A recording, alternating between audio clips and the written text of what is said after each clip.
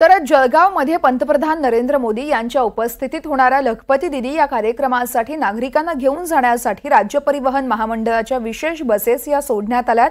तर धुळे आणि नंदुरबार जिल्ह्यातून जवळपास 400 बसेस तर राज्यभरातून 1200 बसेस या जळगावच्या दिशेने रवाना करण्यात आल्या आहेत। एकंदरीतच याचा काही परिणाम हा प्रवाशांच्या वाहतुकीवरती झाला असून बाहेर गावी जाणाऱ्या प्रवाशांना बसची वाट पाहावी लागते। धुळे बस स्थानकातून याच संदर्भात आढावा घेतला आहे आमचे प्रतिनिधी नागिंद मोरे यांनी। आपण तो पाहूयात।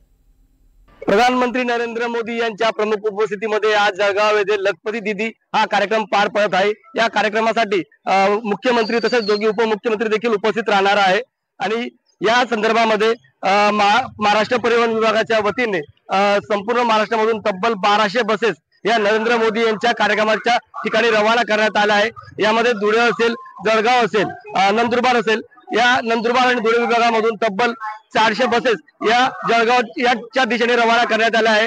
या बसेस पारोळा असेल, अंमळनेर असेल तसेच धुळे जिल्ह्यातील आजूबाजूच्या गावापासून नागरिकांना या पिकअप करून या कार्यक्रमाच्या ठिकाणी पोहोचणार आहे। यामुळे धुळे शहरामधील बस स्थानकामध्ये सध्या मी उभा आहे। या ठिकाणी सकाळपासूनच प्रवाशांची मोठ्या प्रमाणात गर्दी आहे आणि आपण पाहू शकतो की 400 बसेस या धुळे नंदुरबार मधून सोडण्यात आल्यामुळे कुठेतरी याचा परिणाम हा प्रवाशांवर झालेला आहे। आज रविवार असल्यामुळे प्रवासी आपल्या कामानिमित्ताने बाहेर गावी जाण्यासाठी नेहमी जात असतात। मात्र या 400 बसेस सोडल्यामुळे याचा काहीसा फटका हा प्रवाशांना बसला आहे। त्यामध्ये आज IBPS ची एक्झाम देखील पार पडत आहे।